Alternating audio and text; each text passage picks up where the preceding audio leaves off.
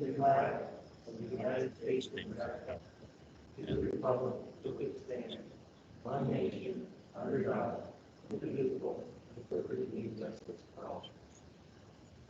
Please call the roll. Director Ratterman,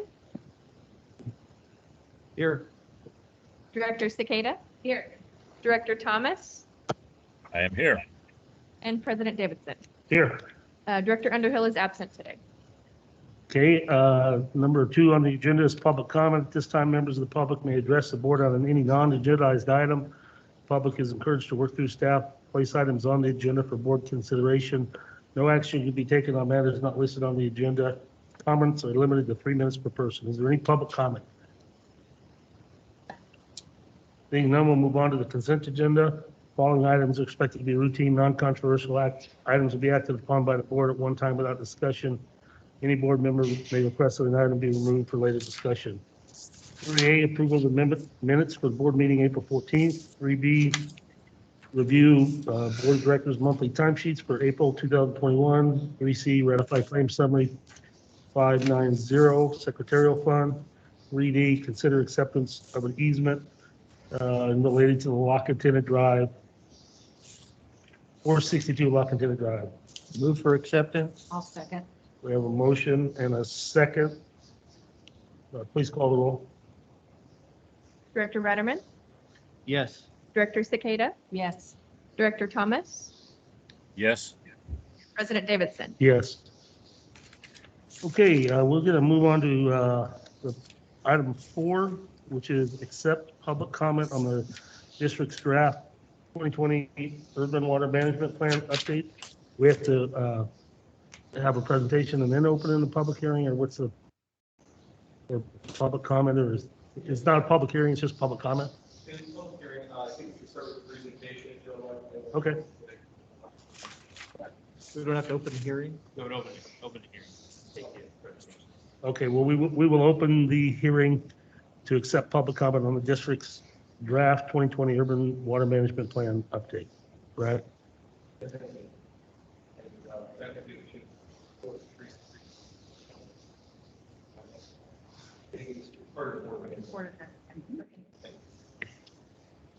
We'll keep doing that just to confirm that this is a public hearing as required by the council and water code for water management plan. That's been prepared.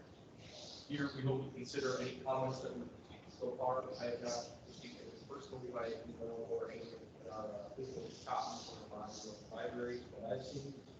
We did open the public comment period on the 6th of April. So maybe we could first. So very plenty of time yet to have it submitted.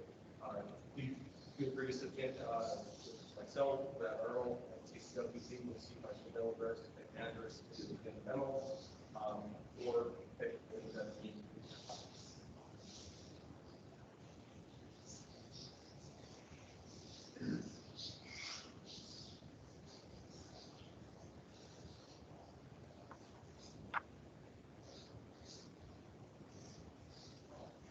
What we're talking about here is the 2020 urban water management plan. It was a package of 3 documents for the water management plan itself. There's one contingency plan that's a new requirement,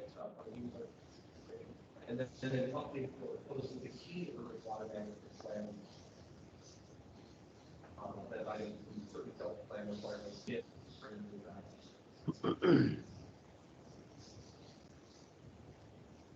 To provide some background here, we're talking about 1983 urban water management planning act. Requires the district every 5 years to urban water collection of forecast water and provides the analysis just to make sure that the district as a urban water supplier is prepared for these management to consider certain things like water shortage, climate change, as well as other threats to water. And so the last one was prepared and adopted by the district in 2016, and it consisted of the fire update here now on the site. Key elements this time around, as mentioned, are climate change, there's an energy intensity analysis, on the state level to try and get a better understanding of what needs to be used in order for water production that way. as well as some other water supply demand projections, water shortage.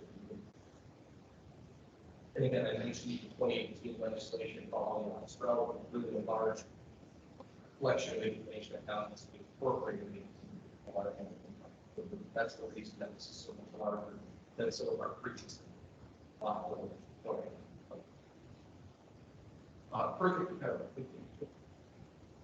So for the California Water Code, there's a certain amount of required outreach that the district needs to take on. This is due, all of these documents are due to the Department of Water Resources by July. Your microphone on? There you go. Oh, it's on now. Okay, thank you. Sorry about that. So to repeat, there is a certain amount of California Water Code required outreach that we're undergoing currently. Again, we released the public draft available on the 26th of April and are now taking comments for 30 days through the 21st of May. At this point, we will look to bring the finalized urban water management plan with a response to all the comments to the board for their consideration in June. The last June meeting, I believe, is the intent to adopt and then prepare for submission to the Department of Water Resources for the requirements. Okay, next, please. To step through some of the key analysis in this urban water management plan and to provide the board and the public with an update of where we're at. I keep seeing the comments on there. No problem. At this point, talking about population data, a critical part of this is to get an understanding of where we're at with a service area population in the county, as well as looking at forecasting population, as well as forecasting populations rather, to get an understanding of where we're trending and what the demands might be into the future, so that we can adequately plan our water supply projects and to be prepared for those demands. You'll see that in this case, following the 2020 Department of Finance data for California, that we're actually projecting a slight decrease in population over time. This is consistent with what we've now seen in the state from 2020 to 2021, with an overall decrease in the statewide population for the first time in its history. And we're talking really about the minimal change in Calaveras County. Again, we have about 45,000 people total in the county, and that's roughly decreasing at around 100 people per year according to some of these projections, so it's not a large decrease. But since we are required to use the Department of Finance data for this urban water management plan, you can see that extended all the way out for another 25 years. That leads to a slight decrease over time in the population. Move to the next slide, please. But it's worth pointing out here that what we are projecting for total water demands in the county when you combine urban and then agriculture is actually a major increase over time. There are various studies we've seen. 2011, a Provost and Frickard report that's seen around 93,000 acres that were not yet irrigated that could be suitable for agriculture in the future, as well as what we understand is a shift from agriculture in the Central Valley up into the foothills due to issues like Sigma, climate change, and others that could start to rapidly increase our agricultural demands over time in Calaveras County. Now, we don't know quite yet if CCWD will be responsible for meeting those demands or who will be, or it really depends on where this production comes in. But we do need to plan for that and be prepared for the fact that as the county's water supplier, we might need to in fact prepare and be ready to supply those agricultural demands. So you can see here that over time we are expecting that water demands will go up in the county. Yeah. When I looked at, last time the previous 45,000 for the population, do they have any take into consideration when you're looking at demand up to 45,000, not everybody is, do they ask you for wells or anything like that, or are you supposed to make a demand projection and not take that into consideration? Yeah, it's a fair question. At this point, we do somewhat need to assume that those are going to be surface water users. Obviously, there will be a number of them that will have their own private groundwater wells. But part of this is also proximity to our surface water service areas. And so we assume that there would be some level of expansion to incorporate those areas. And especially as you get further up the hill, there's not necessarily, again, depending on the location, a lot of opportunity to punch wells into the ground and get a lot of supply that way. Well, in the general plan, pretty much is directing the growth and development into the areas that we will serve with surface water. Correct. Yeah. Next slide, please. The next piece we want to talk about for the urban water management plan, a key part is the Water Conservation Bill of 2009. This is what you might have heard of SB 7X7. And this is also known as the 20 by 2020, where it required us to meet a 20% reduction in water use by the year 2020 rather. And so analyzing our water use into different components, where we established a baseline in 2015 of around 240 gallons per capita per day, and then pulling that forward using our latest 5 years of data since the last 2015 plan to get a figure of where we were at in 2020, which is around 192 gallons per capita per day. And then looking at the percent reduction from the 2015 plan shows that we did in fact meet our targets, which is great. So we did adhere with SB 7X7 based on what we had seen in the district, including some analysis of different industrial commercial uses and things within our service areas. So it's important to point out that this does play with the conservation budget concepts going forward that I talked about in a previous agenda memo as to what this will look like after the 2020 urban water management plan. We don't quite understand that fully yet, but at least as far as meeting the requirements up to 2020, we were able to meet our GPCD goals that we established in 2015. Next, please. And then just to point out, consistent with our previous urban water management plans, we do a full water supply and demand balance just to understand where we are at with the two numbers. And you can see that, of course, we have access to available supplies, which are generally quite a bit greater than our demand totals for all of our service areas combined. And that's owing to longstanding water rights that the district has had, primarily in the Stanislaus watershed, places like New Spicer Meadow, et cetera. So the district, from a water supply and demand standpoint, is in a pretty good position that way. Next slide, please. But as we found out in the 2020 urban water management plan, that's with the exception of Wallace. And so at this point, Wallace, being our only groundwater only service area, may be in a bit of trouble if we get into some severe drought conditions. That's the one where, based on the aging infrastructure of our wells, as well as the conditions in that area, we may want to consider supplemental supplies for that area using things like the McCollum State Wild Rights or other types of surface water that could supplement the area, just so we don't run into any potential issues down the road in Wallace. Really, that's the one area out of our 6 that we would need to highlight for trying to figure out some sort of supplemental supply to get down there based on what we see. As long as Comanche keeps leaking, I think we'll be okay down here. Yes, yeah. But I think there's also things we can discuss in the future about the McCollum State Wild Rights, for instance, and stuff like that. Now, as I mentioned, there are new components to this urban water management plan package, including the water shortage contingency plan. In there is where we lay out things like, what do water shortage conditions look like? How do we assess our water supplies and demands? What is our procedure for bringing information to the board on what we should do in terms of response actions and declaring different stages of drought? You'll see that this time around we defined 6 different stages, and that's due to the fact that the state is moving to six stages from what was an optional 6 or 5 in the past, like we did in the 2015 plan. So part of this is now to get on the same consistency with other agencies, although we had our ability to define what those demand reductions looked like, what those responses were, and what triggers each of those 6 stages. And that's covered in the water shortage plan. So I would encourage folks who want to know more about our water use efficiency efforts, water conservation, what do things like rate changes and others look like in water shortage, that'll all be contained in the water shortage contingency. Sorry. How is the water shortage going to be determined? Is it just going to be a statewide advisory, just a blanket? Or are we going to have, because we don't have a water shortage. We never have. And we're always lumped in with, is that going to be the same condition now? Yeah, good question. So as you saw in the previous slide, exactly to your point, we just have a lot more supply than we have demand. And so going forward, the state is giving us the ability under what are called the water supply and demand assessments to pull together an analysis, a forecast of where we're at with supplies and what our demands will be going forward for another dry year, just so we're prepared. And then we submit that to the state. So to answer your question, by submitting that WSDA, we're going to prove out to the state that we're in good condition here in Calaveras County, assuming something doesn't go terribly wrong. And that should prevent the state from imposing any sort of severe restrictions on us. Now, of course, in the water shortage plan, rather, we need to acknowledge that any sort of governor's order, like we saw in the last drought, may supersede what we're doing. We may have to reduce by 20%. given what comes out of Sacramento.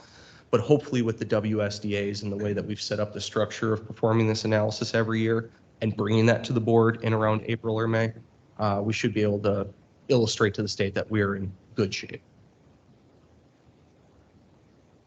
And so the last component of this package is the 2015 addendum to update for the Delta plan. This was something that was missed in the last urban plan update. And it wasn't just us. Honestly, it was a number of different water suppliers across the state that had not put together a section and tables, information documents that were consistent with the Delta plan, just to acknowledge that there are, again, downstream impacts, things that we can do upstream of the Delta that will benefit the Delta. But really, this is geared towards folks that pull water directly from the state federal projects from the Delta itself. So we did put together the required material.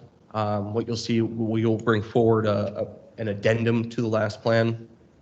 And so we'll try and incorporate that material to be consistent with the 2015 Delta plan requirements. A lot of this, as you all know, is that our impact is negligible compared to a lot of the state federal contractors.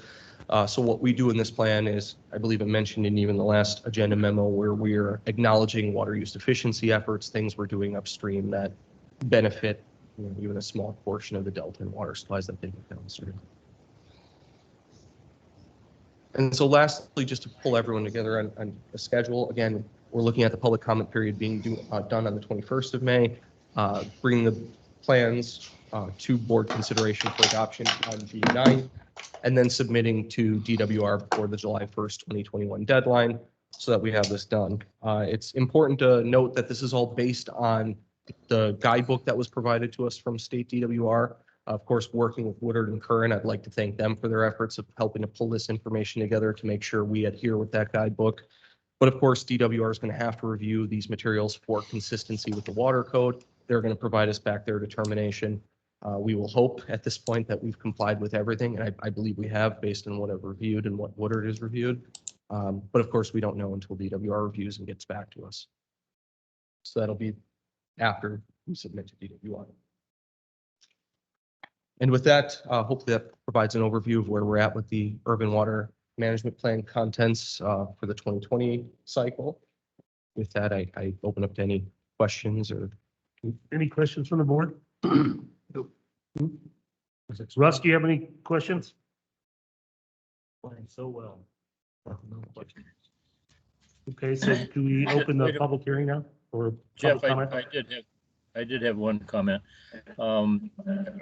At the beginning of Brad's presentation there, he was citing statistics that show a declining population expectation in Calaveras County. I think that many of us who are watching loads of lumber being delivered and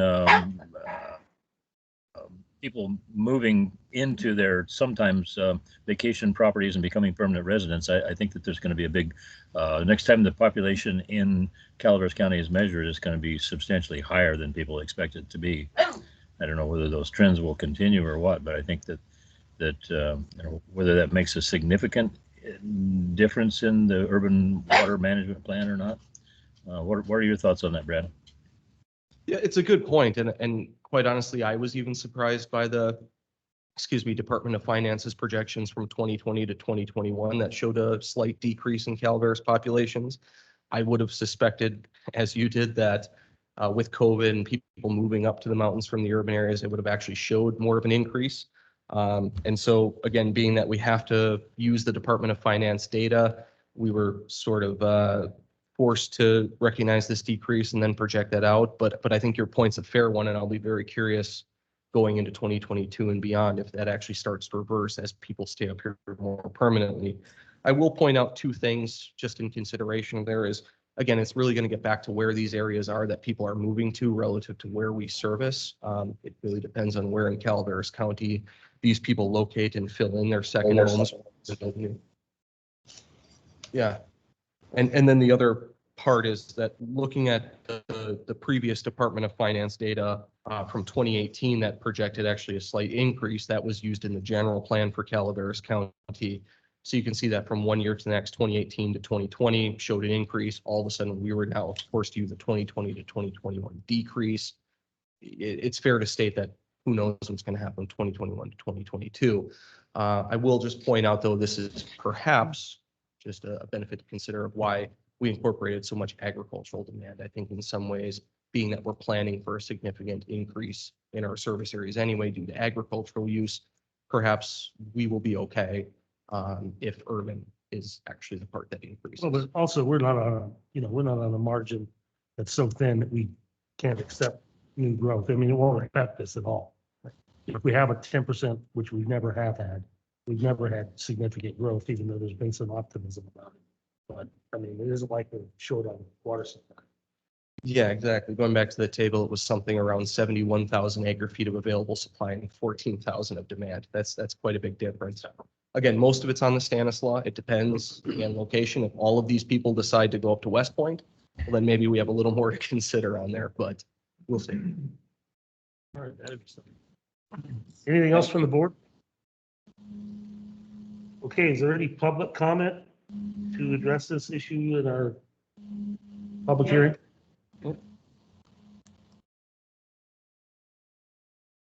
Is the public online as well?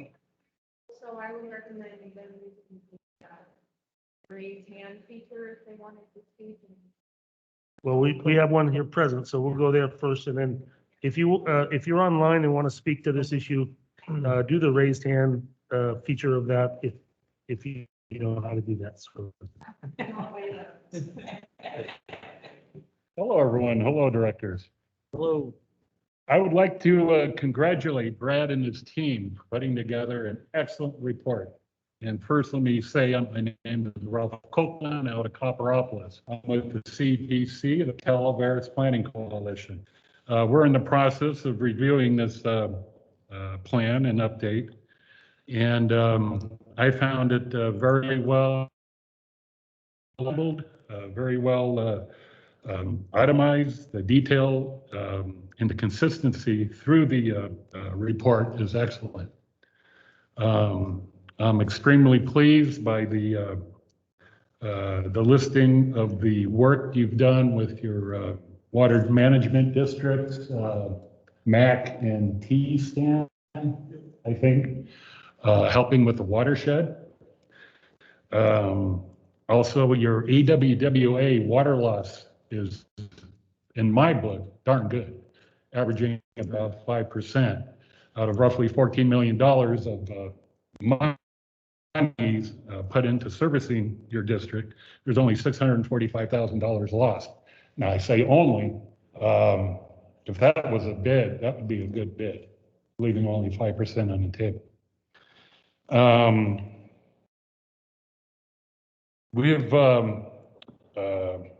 We're very pro water management due to these times.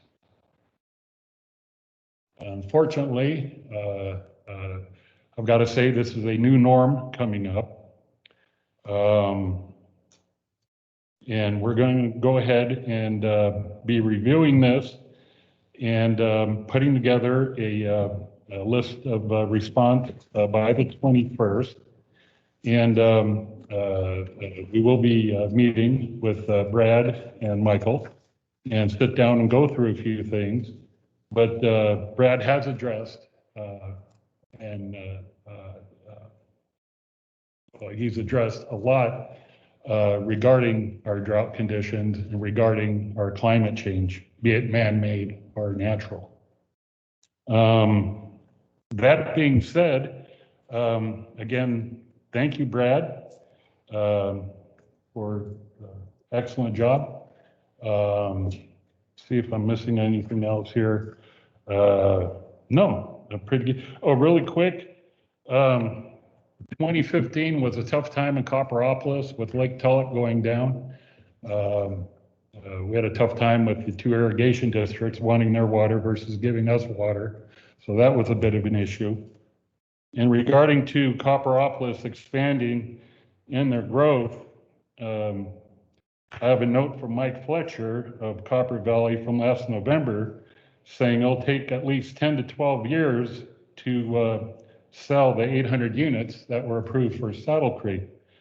So yeah, there is Some question as far as the population increase or decrease, but that's Calaveras County. So thank you again, guys, and look forward to exchanging ideas and great report. Thank you. Thank you. Okay, is there anybody online that wishes to speak to this issue? I really can't tell the difference of what that screen says, so. Yeah, there is nobody who's raised their hand at this point. Okay, so can we close the public hearing or close the public comment?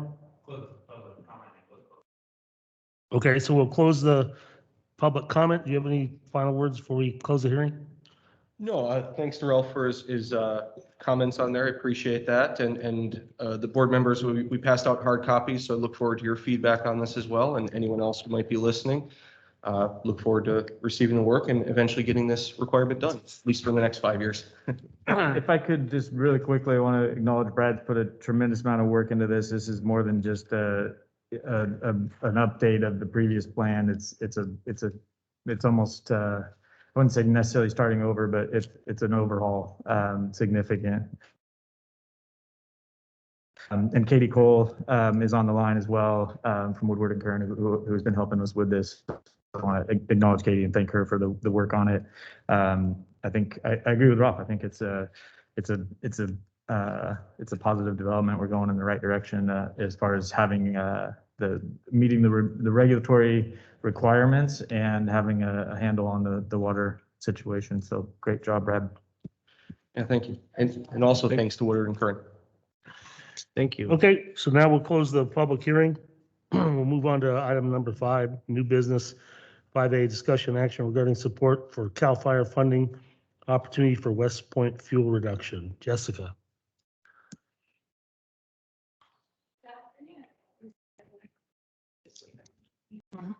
Good, okay.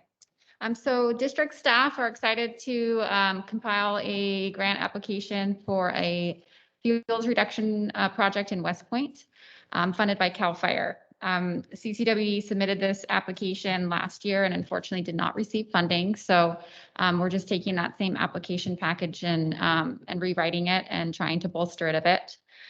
So this project is focused on fuels reduction on approximately 30 acres in the West Point area. It will occur on the reservoir that we own, as well as our treatment plant and the abandoned spray field. We also have support. Yep. What's the name of that reservoir up there? The West Point Regulating Reservoir. Is that what? Wait a minute, is there no communication? I thought we briefed her on that. I'm sorry, that's my fault. 100% my fault. It's the Bummerville Reservoir. What is it? Oh, yeah. Okay, I'm sorry. I'm still. What is it called now? The Bonnerville? Bummerville. All right. Thank you. was either that or rather. Thank you. Sorry, Jessica, we've been talking about this for about 4 or 5 years, putting a name on that thing. Oh, We okay. finally did. And the word didn't get to you. It did not. I'm sorry. I will remember it. And I'll change it in the application. Okay. And we currently have, I've sent out some letters of support to bolster it a little bit more. We're getting support from our county supervisor, the West Point Fire Department, U.S. Forest Service, CHIPS, ACCG, and potentially Phoenix Energy, which is running the biofuels plant out there as well. So we're hoping for a positive turnout with this one. And with that application, we have to submit the board has to approve a resolution. How much is the grant? It's- What's available? So there isn't a cap on funding, but we haven't finalized the budget for this year. It'll be around 150,000. Yeah. Very cool. Okay, do we have a motion? I'll make a motion to, have resolution. Would be 30. Make a motion to approve the support for CAL FIRE funding opportunity for the fuel reduction project. Okay, is there a second? I'll second it. Okay, we have a motion and a second. Is there any other discussion? Any comments from the board? Is there any public comment? Please call the roll. Director Ratterman, Yes. Director Cicada, Yes. Director Thomas, Yes. President Davidson. Yes. Thank you. Thanks.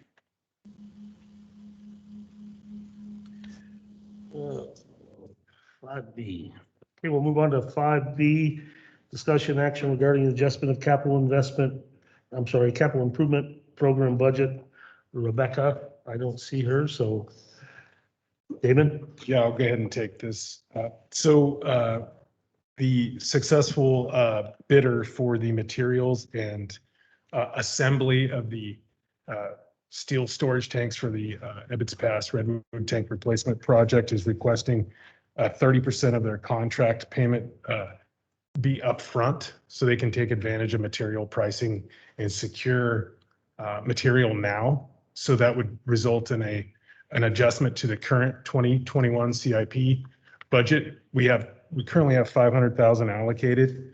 And in order to accommodate this request, we need to increase that budget overall to a little over 800,000. And that would also include staff time up to this point in time to cover the engineering work that's been done. So really the request is amend the CIP for 2021 to cover the requested costs. Overall, this is going to work in the district's favor. We can secure pricing now. We all know we've had conversation after conversation about material cost increases over time. And so this will allow us to Is this money going to be paid to the material supplier, or is it going to be paid to the contractor? It's paid to the contractor, which is Aquatech, but it will allow them to secure those materials. Do we have any way to make sure that they actually are doing that, or?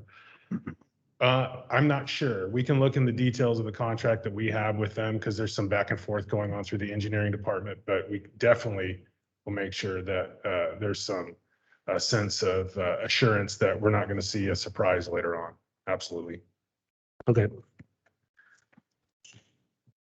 Does the board have any questions? I just kind of wondering, did you say it's approximately $300,000 more, give or take, than what was projected, or just for this year, not the whole project? Just for this, up to the end of this fiscal year, the 20. They're asking for this money in advance to secure the Right. steel price, which, Yeah, I mean, my steel price went up another 10% just last It's- week. I mean, it's every like- couple weeks. yeah, it's It's like been every good. development with each project, we have this conversation about material increase or lack of availability. So Have we talked, remember when we were talking about this, about selling the wood for the old redwood, is that somehow factored in here as well? Or are we gonna sell that more? So that is incorporated in the overall proposals for the site improvements. And so, That's a different. yeah, exactly right. So it will be acknowledged though, and there will actually be a call out in the proposal to let us know what they anticipate the value of the redwood to be. Yes, absolutely. Yep. Okay, I'd like to move for acceptance of approving the 2021 capital improvement program budget adjustment as requested. Second, Okay, we have a motion and a second. Is there any other board discussion? Do you have anything, Russ? I just think that they should wait a little while to sell the redwood. It'll go up enough to cover the overage. Well, we're not talking about the redwood here today, right? Right. Well, I, This is, okay, any public comment? I'm on a joint check between CCWD and. If you want to, you can always stand up and make a comment, but just, I was just suggesting, thinking back in my days in the industry, joint check to the contractor that we're paying. CCWD name and their name, and it goes to the contractor. well, I think staff recognizes that the board wants them to make sure that the money's actually going to the material supplier. Understood. Yep. Okay, any other public comment? Please call the roll.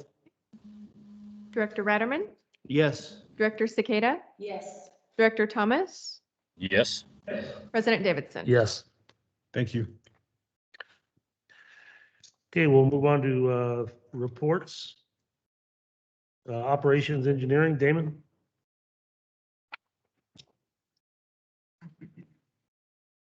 Good afternoon again. So I think one thing to really highlight for the April operations report is the fact that up on Ebbets Pass, we had over 1,000 underground service alerts.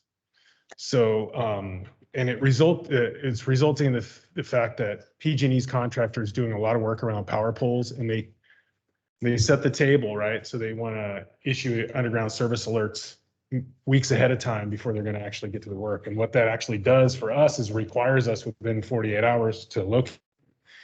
So it's resulted in a lot of conversation, both at the 811 USA North Board of Directors meetings and just internally with staff at PG&E. And so what it's kind of turned into is that PG&E is really going to work with their contractor to provide us a look ahead for all their projects. So we're not stuck running around trying to mark all these USA requests within 48 hours to meet the legal requirement.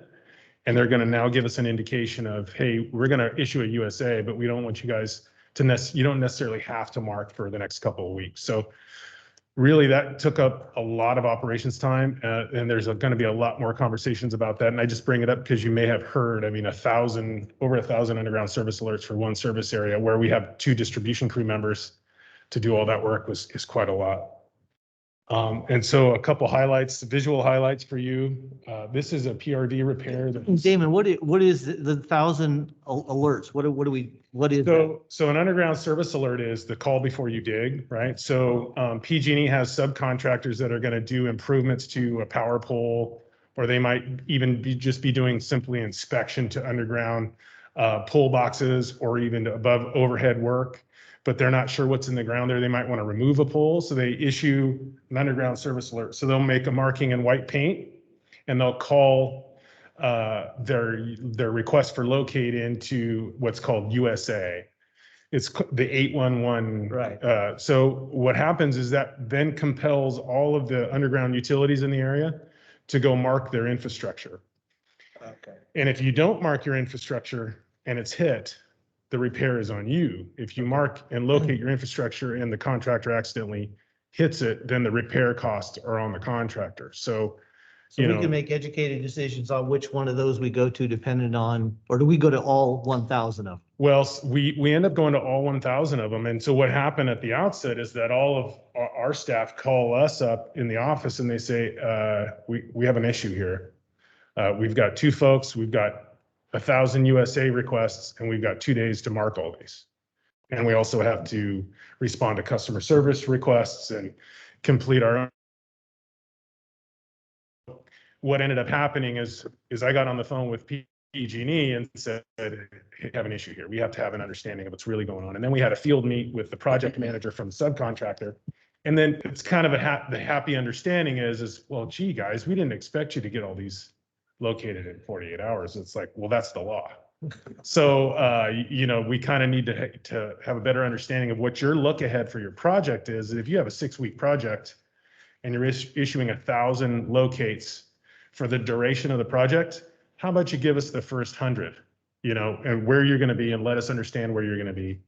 And so that work is now taking place, but it's kind of a hole that's been recognized in the USA protocol. And so now the board of directors for USA North and the local Western States USA group also are going to work to address that. So I can anticipate there's going to be some other checkbox that says rather than a 48-hour legal requirement, this is a 1-month USA.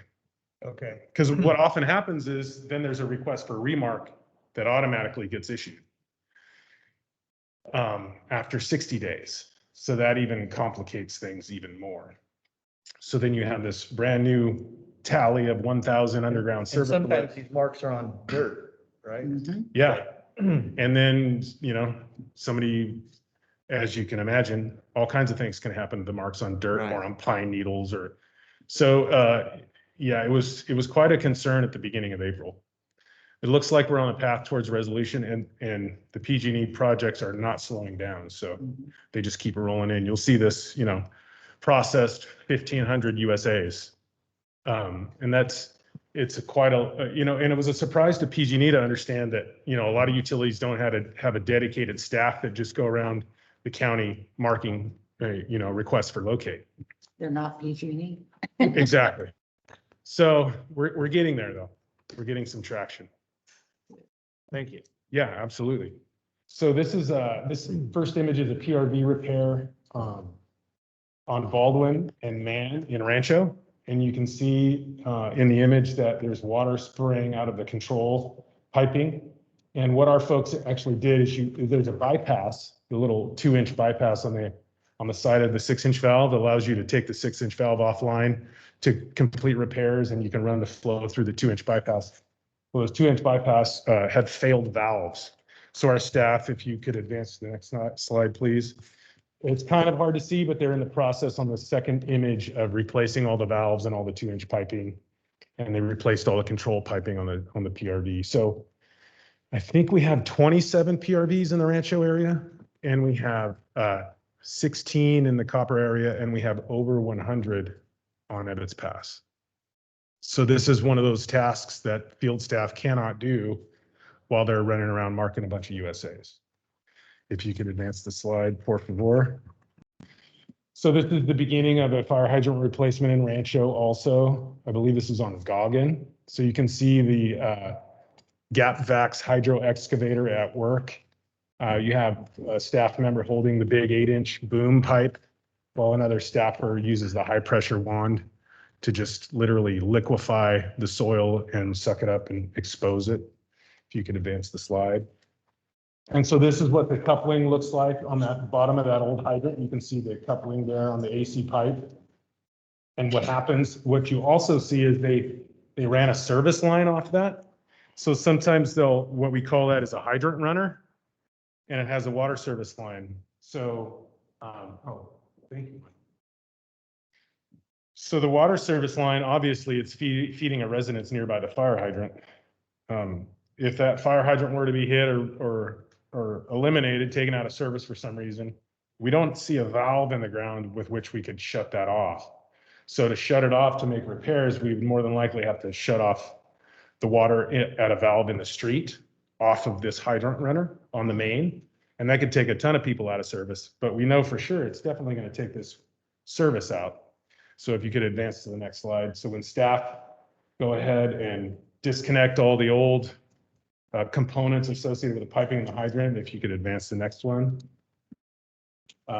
That's what the new one looks like that they're going to put into the ground. And you can see that there's a valve right in front of that fire hydrant. So if there's ever an issue in the future, the service line would stay in service because it's upstream of that valve. And you could isolate the valve in the middle of the night if the hydrant were hit, keep everybody in water, and minimize property damage.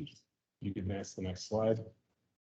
And that's what it looks like after the fact. So the new hydrant, nice and bright, fire department can see it in the middle of the night with a guard valve. So if it gets hit, if it gets damaged, it can be isolated.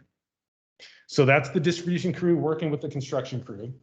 Here's some more Rancho fun. You guys have seen this probably every single presentation that I've given you, but that is a service lateral that has 1, 2, 3, like 9 repair clamps on it. So that was just a full replacement of that service lateral. Well, you have more clamps? No, we ran out of clamps. Yeah. Yeah. Ran out of clamps, ran out of piping. If you could advance to the next one. Thank you, Becca. So this is just kind of an indication of what native backfill looks like in Rancho. We're actually installing a new service here. So we're going through and removing the soil in order to put a brand new service line in. And that's what we're contending with. It's just cobble and rock and fun. Yes, you could advance the next one. So this was a sewer repair just outside of our lift station 4, just outside of the wet well. We have the discharge piping and the inlet piping pretty much in a common trench. And there was a break on the discharge piping. Staff happened to show up literally right when it popped. The pump kicked on and it hit the force main and it popped the line. So we did report, I think it was 200 gallons spilled to OES and to the state and made a repair. That is septage, that is not raw sewage. So it's all the liquid from the septic tanks. And you can see it's hard to see the pipe on the left, but that's the boom from the vac on. And then on the image on the right, the white PVC is a repair. If you could advance the next one. So this is some of the work that kind of catches our operations crews by surprise. So water treatment plant operators conduct monthly tank inspections. And as they were on the roof of our A tank in Rancho, which is the main hub, it feeds all of the other storage tanks and the rest of the distribution system, they noted that there was a hole on the air vent piping. And so this tank is in our CIP, but it's a collection of rehabs that are noted that need to take place, and it's currently within the 5th year of a 5-year CIP. So this is one of those things that you get on immediately. And if you could advance the next slide, we had our mechanics up on top. We were able to put some NSF 61 approved compliant, just like patch below the weld. And then staff were able to plate and weld and then paint and repair the tank. If you could advance the next slide. And so this is a continuation of a R&R project that we had for Forest Meadows, where we installed a concrete pad for the belt press. It allowed our operators to get that belt press operation out of the gravel and the dirt, and especially the snow in the wintertime. And then to follow that up, we put a carport over it. So this keeps them out of the weather while they're doing that work. And it's pretty much done. And the last image.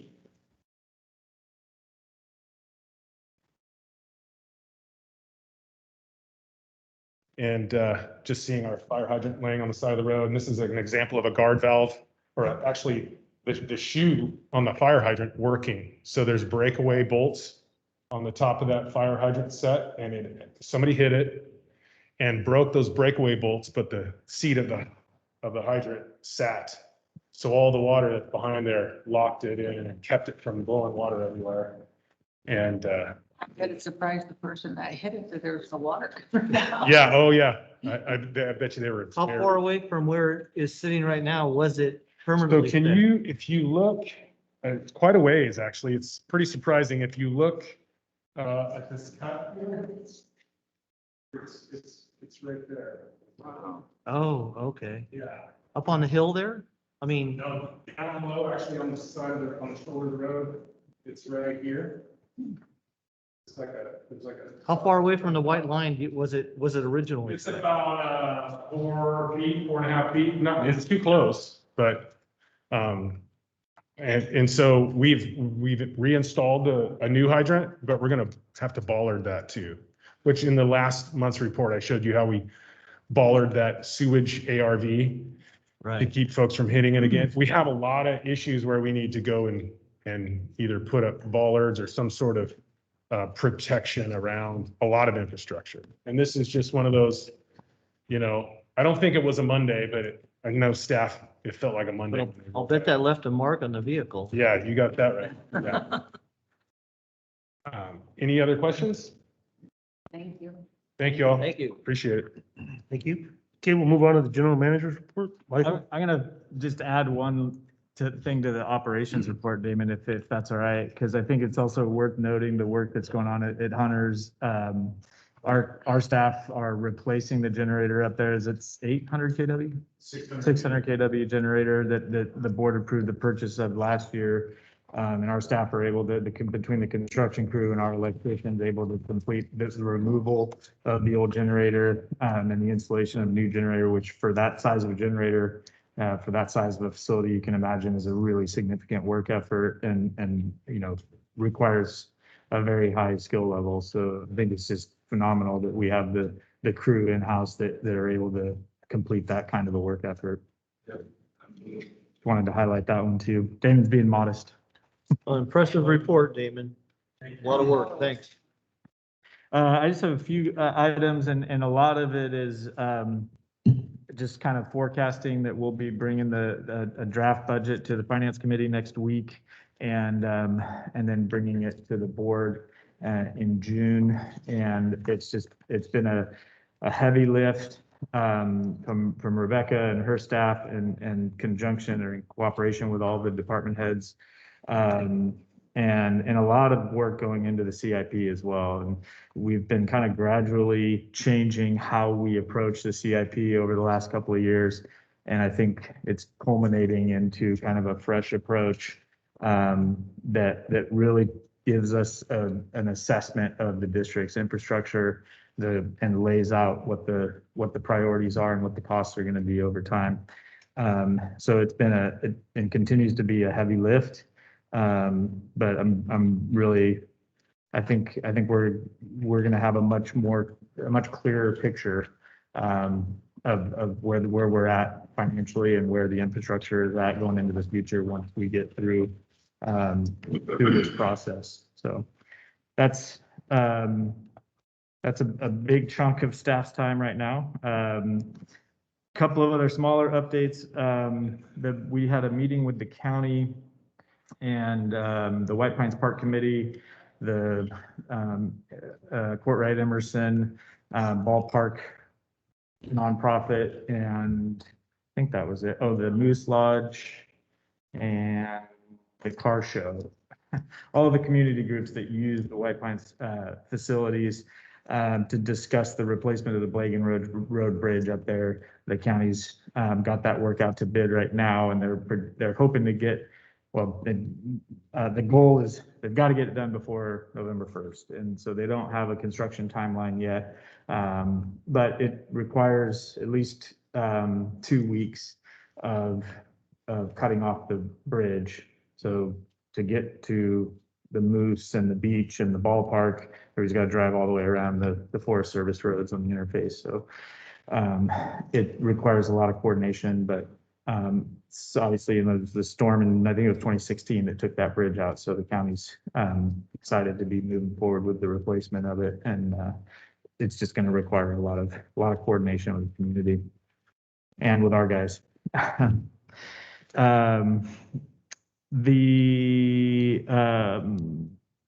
We had a good meeting with the Bureau of Reclamation yesterday, where, and just as a high level overview, we didn't get into a lot of specifics. It was a very brief meeting, following up on our proposal that we've submitted on New Maloney storage. And I think probably the main report to come out of it is we're going to have another meeting within 4 weeks to dive into much greater detail with their team. So looking forward to that, and there'll be more to report once we have that upcoming meeting. A town hall meeting down in Copper. We're gonna try to, now that we can start to, and we confirmed with public health that we're okay to do this in person, outdoors. And now that we can do that, we really want to hit all of the four corners of the district, and with some town hall meetings. We want to start down in Copper, so that's scheduled for the 25th, 2 weeks from yesterday. Currently tentatively located at Black Creek HOA. They have a park out that they can accommodate it. We're still waiting for final confirmation on that, but that'll be the evening of the 25th down in Copperopolis. And lastly, the big water news of the week, I guess, is, well, the big news that everybody knew was coming is the drought declaration that includes Calaveras County. So far, no conservation mandates, so no action on our end associated with the drought declaration, but we know it's coming. We're anticipating some outreach from DWR within the next few weeks. And then I think, based on what we're hearing, potentially starting to see some curtailments next month. I don't know if that will affect us here, but throughout the state, that'll probably start to roll out next month, or at least an update on when when they project doing that. I think one thing we know for sure is they'll be more proactive about it this time around than they were in the last drought. It wasn't until a few years into the last drought that they actually started with the curtailments, and I think we're going to see it this year. Is it just going to be domestic curtailment again? Is rather than irrigation? Yeah, or environmental? Or environmental, yeah, I think so. I don't know, I mean, they've been There's been somewhat of an effort to evaluate how the curtailments went in the previous drought. It's I think been a little belated and probably inadequate effort to review how that rolled out last time. So we don't have a very clear picture of what's going to change from the way that they did it before and the way they're going to do it this time around. We hope to learn that as DWR starts to roll out some public information. I think they're going to have some workshops on it within the next month. So we hope to see how they plan to do it this time around and how that's going to differ from last time.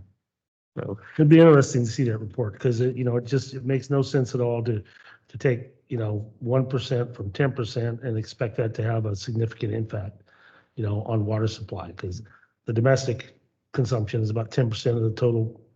And so we're asking the smallest group to be the only ones to make any sacrifices. And it affects our budget so dramatically, it's just not good. It's not good policy. yeah, so once we have more details on how they're going to roll it out this time, we'll certainly keep the board updated on that. We're also going to start pushing out some outreach in advance on water conservation efforts. We're going to restart the Calaveras Concerts effort and do the public outreach that we need to do.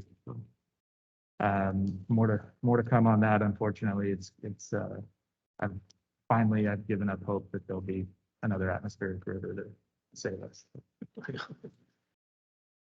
My optimism finally faded. So I got. That's it? Okay.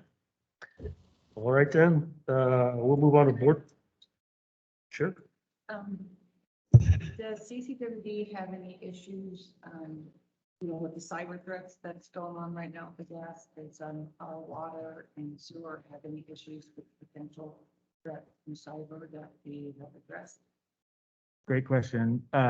We have not yet had any significant issues. We have been in the process of identifying vulnerabilities, and we have a proposal or a report back on those vulnerabilities, and we're starting to develop a plan to make sure that we're protected. But that's definitely been a higher priority. I mean, there's not only just the practical and operational issues, but there's liability issues there that we're trying to get ahead of. And then one other thing, I heard governors and state that, the state has a surplus, and the money not only giving it out for some type of student that you made the comment to pay water bill. So we've heard anything about that when it comes to that. I've heard those same reports. We're not sure what that mechanism is going to be yet still. So we're hoping to learn more on how that would be administered in the near future. What they've resisted in the past is direct payments to water agencies, because they don't have a mechanism for that. So how are they going to make those determinations as to who is in arrears and how to deliver those payments is a tremendous bureaucratic entanglement that we don't have a clear answer on yet. Thank you. I have just a follow-up comment to that, to Cindy's concern about our cyber well-being and cyber attacks. I think it was at least a couple months ago now that I requested an update on that and bring it to the board. Mhm. Are we close to that? Have we? Well, There's all kinds of resources at JPIA, and I could get that to Rebecca or you. No, I think you did, and we did a preliminary report out, but we have more information now than we did then. Like I said, Rebecca has been proactive about getting an assessment done and identifying where potential vulnerabilities might be. So that work has been underway. So yeah, we can. I think once we have finalize a plan, I think there's some steps we've already taken, and then there's some other stuff that we plan to do, but we can bring a report back to the board. Perfect. Very highly.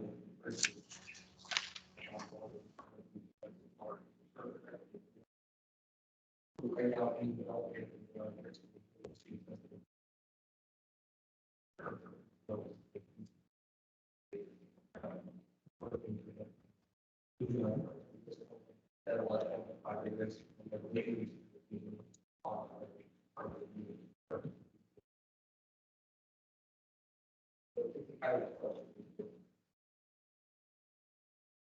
Okay, great, thank you. Okay, we'll go into board reports. Director Radovan? This Friday, we're having Mountain County Water Resource Association is having its first in-person meeting. We're meeting over in Plymouth at 10 o'clock on Friday for our board meeting. Things are kind of getting back to normal. Next week, we're also meeting in person here in this room, camera. We'll be meeting here at 2:30. And then future agenda items, in addition to the cybersecurity request, I'd also, and I know it's coming up, we got the CIP, you're gonna be talking about the CIP budget. I just have a couple of comments about our CIP program. I really think we were way too aggressive last year, had way too many projects going on at the same time, even caused us to incur further debt, if I'm not mistaken.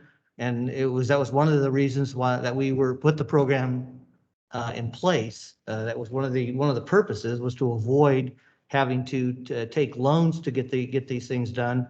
When we first developed the CIP program, 7, 8 years ago, there was a list of $20 million of projects, and we had them on our list and scheduled maybe 10 million of them. That's never going to change. There will always be $20 million of projects on that list. And in today's dollar or future dollar, that's probably closer to 30, $40 million at this time. And I don't think trying to take on too many of those, there'll always be a need and an argument that these need to be done this year. These have to be done this year. That's not always the case. And I don't want to, I know we're going to be talking about this, going to come to the finance committee and then to the full board about approving next year's budget for capital improvement. And I'd like to see us scale back a step or two. And I think I've already heard that we've already started talking about taking on more projects than we had going even last year.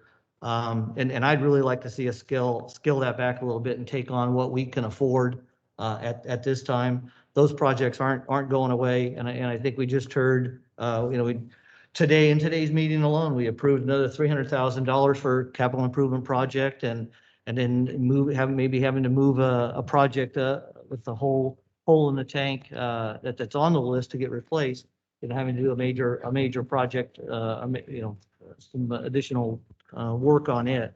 But capital improvement projects, I would like to see that. I think we're just going to be coming up in June. We're looking at the budget, and that's just my 2 cents on it. And we'll see where we go with it. All right. Director Thomas?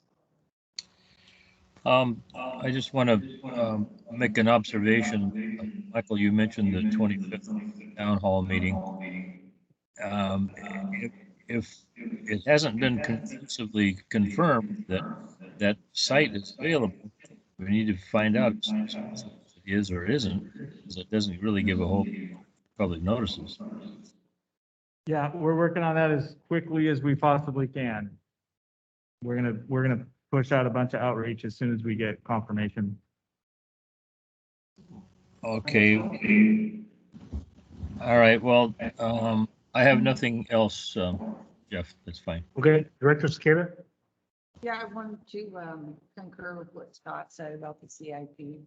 I think just need to stay within our means with what we have, and yes, there's some projects that have to get done, and we will address those. But maybe, like what Scott said. So next week is our TCN IOWM. I'll be attending that. Reporting next meeting on that. I have nothing to report. Our next board meeting looks like May 26th. We will adjourn into closed session. Conference with real property negotiators, 9A, 9B, conference with real property negotiators, 9C, government code 54957.6, agency negotiators, general manager, Stacy Lawler, regarding negotiation for employee organization SEIU 1021, management and confidential union, and then 9D, conference with legal counsel and anticipated litigation. Is there any public comment on closed session items? Okay, we will take a recess and then reconvene in closed session.